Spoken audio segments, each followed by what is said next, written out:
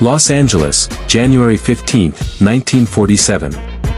The city of stars was waking up to another winter morning. But in a vacant lot south of Hollywood, a woman's body was found.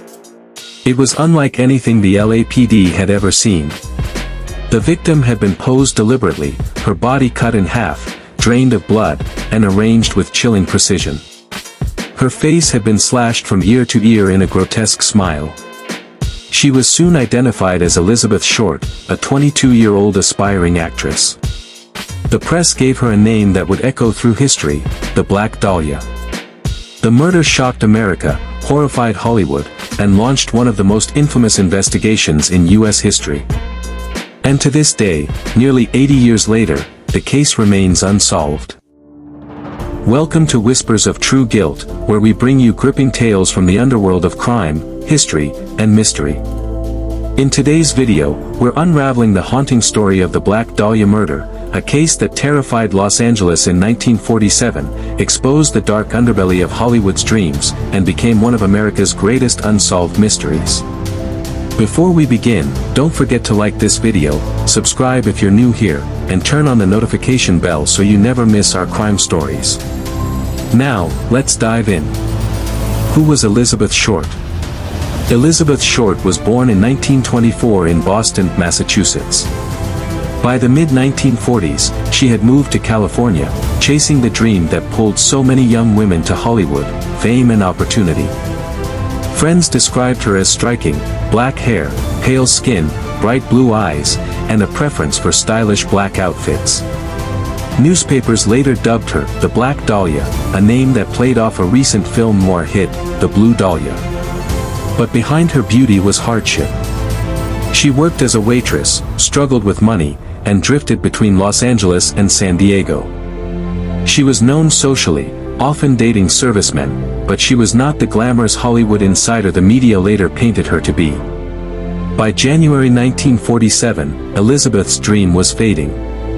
She was broke, jobless, and moving from couch to couch. Just days before her death, she had been seen in downtown Los Angeles, looking anxious and lost. On the morning of January 15, 1947, a mother walking with her child noticed something in a vacant lot near 39th Street and Norton Avenue. At first, she thought it was a mannequin tossed aside. But as she looked closer, she realized it was the body of a young woman. Elizabeth Short had been cut cleanly in two at the waist. The body had been washed, drained of blood, and carefully posed. Her arms were arranged above her head. Her face had been mutilated with cuts from ear to ear. The gruesome discovery horrified the public. Reporters rushed to the scene, and within hours, the story hit front pages nationwide. Hollywood's dream city had become the setting for a nightmare. The LAPD launched what became one of the largest investigations in its history. More than 750 police officers were assigned to the case. Thousands of people were interviewed. Yet from the beginning, the investigation was chaotic. The crime scene was contaminated by reporters and curious neighbors before police could secure it. Clues were scarce. Then came a chilling twist. Days after the murder, the Los Angeles Examiner received a package. Inside were Elizabeth Short's belongings, birth certificate, business cards, photographs, neatly cleaned and packed in a manila envelope. The package was signed, the Black Dahlia Avenger. The killer was taunting the police. Over the years, more than 150 suspects have been considered. Let's look at the most famous. Robert "Red" Manley, a salesman who was the last known person to see Elizabeth alive. He dropped her off at a hotel the day before her body was found. Police cleared him after he passed 2 polygraph tests. Mark Hansen, a nightclub owner who knew Elizabeth. She had lived briefly at his house, and some of her belongings were found there. But there was no hard evidence. George Hodel, a wealthy doctor, perhaps the most infamous suspect. His own son, Steve Hodel, a former LAPD detective, later argued that his father was the killer. George Hodel had a history of abuse, was investigated at the time, and even bugged by police. In those recordings, he made cryptic statements like, "Supposin', I did kill the Black Dahlia." They couldn't prove it now. Cleveland torso murderer theory. Some experts have linked Elizabeth's murder to similar killings in Cleveland in the 1930s. The method, dismembering and posing victims, was eerily similar.